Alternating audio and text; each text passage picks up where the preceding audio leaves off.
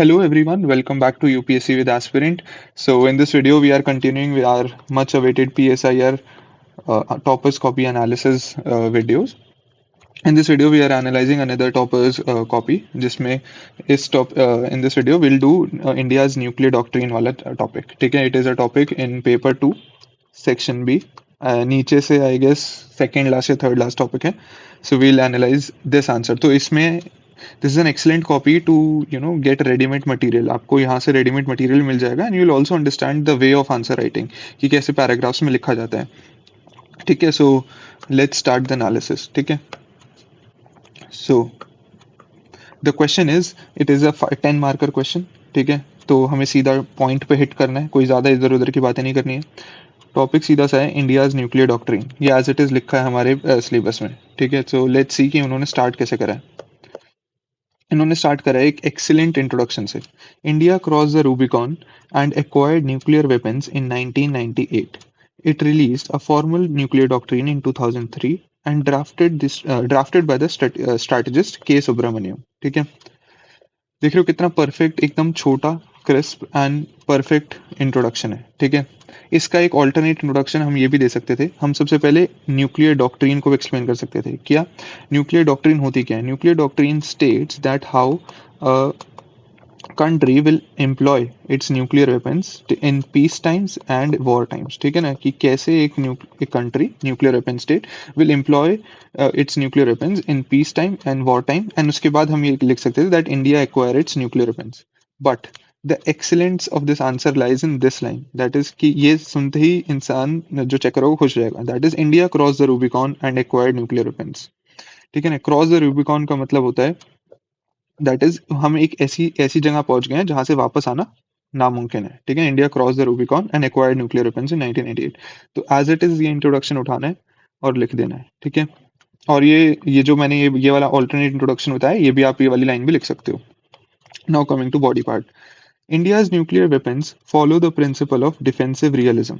ठीक है, defensive realism. Realism अब दो तरीके के रियलिज्म होते हैं, offensive realism and defensive realism. Defensive realism किसने दिया था? केनेथ वॉल्ट्स ने. और ऑफेंसिव रियलिज्म किसने दिया था? ये आप मेरे को कमेंट्स में बताओगे. जो आंसर इसका सही आंसर बताएगा I will pin that comment. Okay, they are not meant to be used to win a war but to deter nuclear threat against India. ठीक है, तो अब इसमें ये बता रही हैं कि हमने जो न्यूक्लियर वेपन्स लिए एक्वायर किए हैं वो डिफेंसिव रियलिज्म पॉलिसी पे लिए हैं. एंड हम इसलिए हम वॉर जीतने के लिए एक्वायर नहीं करें but to deter nuclear threat against India. की कोई अगर न्यूक्लियर ब्लैकमेलिंग करेगा तो हम उसको बता सकते हैं कि भाई हमारे पास भी न्यूक्लियर वेपन्स हैं. Hence the principle of credible minimum deterrence is followed. ठीक है, ये अब आ गई हैं अपने न्यूक्लियर डॉक्ट्रिन पे. ठीक है, that is credible minimum deterrence is followed. India will not use nuclear weapons. Second point हो गया ये. ठीक है, India will not use nuclear weapons first and not against the nuclear weapon powers. ठीक है, ये हो गया थर्ड पॉइंट. देखो, एक तो सबसे पहले हमारा इंपॉर्टेंट पॉइंट है credible minimum deterrence. India will not use nuclear weapon first. ये सेकंड पॉइंट होगा कि हम नो फर्स्ट यूज पॉलिसी है. इसके ब्रैकेट में हम नो फर्स्ट यूज पॉलिसी भी लिख सकते हैं.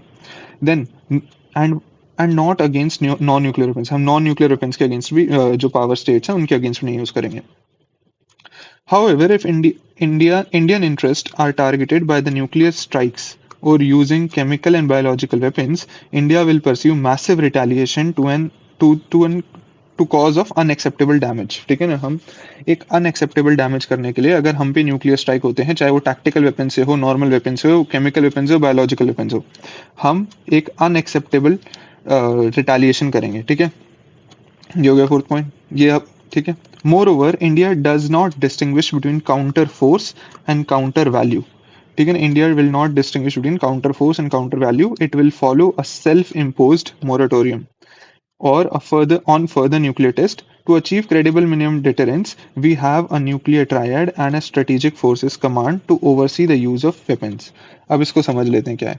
देखो, counter force and counter value. India will not distinguish between counter force. ये न्यूक्लियर डॉक्ट्रिन का फिफ्थ पार्ट है.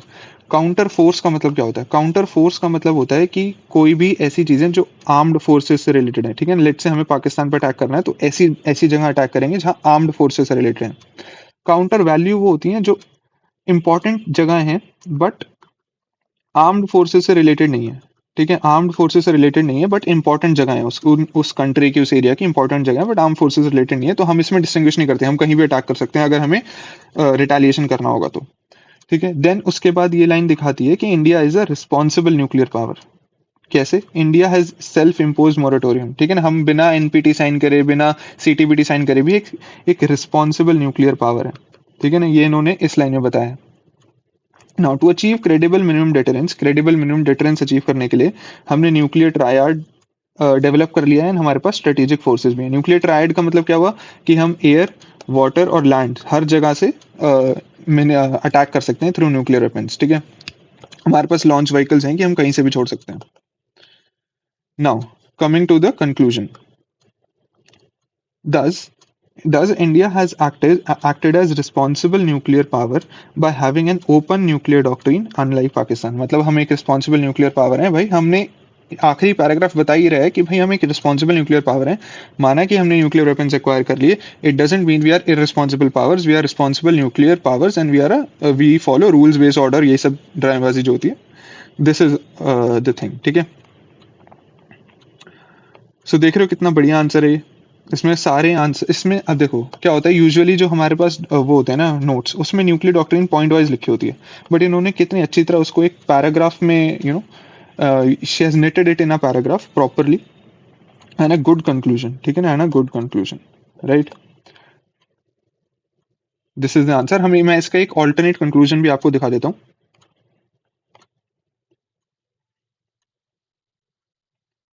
Now so these are my notes, जिसमें हम एक न्यूक्लियर डॉक्ट्रिन का जब भी क्वेश्चन आता है ना, तो हम एक ये ऑल्टरनेट भी लिख सकते हैं और कंक्लूजन ये है that when it comes to nuclear weapons the world must follow three pillared approach, या फिर ऐसे भी लिख सकते हैं, when it comes to nuclear weapons India support three pillared approach, universal prohibition, complete elimination and international verification, ठीक है। तो हम ये तीन चीजें लिख सकते हैं व्हेन इट, ये एक ऑल्टरनेट कंक्लूजन हो गया।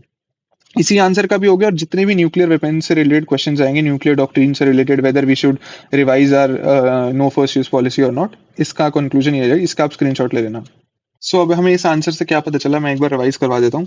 A good excellent conclusion, introduction sorry, a good introduction जो हम एज इट इज अपने कॉपी करके अपने नोट्स में ऐड कर सकते हैं। A good way of writing an answer, जिसमें हम जो हमारे पॉइंट्स में नोट्स होते हैं उसको हम अच्छी तरह पैराग्राफ में कैसे लिख सकते हैं। एक हमने थ्योरी से लिंक कर दिया यहाँ पे, डिफेंसिव रियलिज्म, जिसका आंसर आप मुझे कमेंट्स में बताओगे, ऑफेंसिव रियलिज्म किसने दिया था, ठीक है। एंड अ डिसेंट कंक्लूजन, ठीक है ना, एक कंक्लूजन, एक डिसेंट कंक्लूजन है, right. So this is all for this video. I'll be coming up with more videos, topper copy analysis के। अभी इसमें एक ही करते हैं, आगे वाले वीडियोस में मैं दो तीन एक ही साथ बना दूंगा।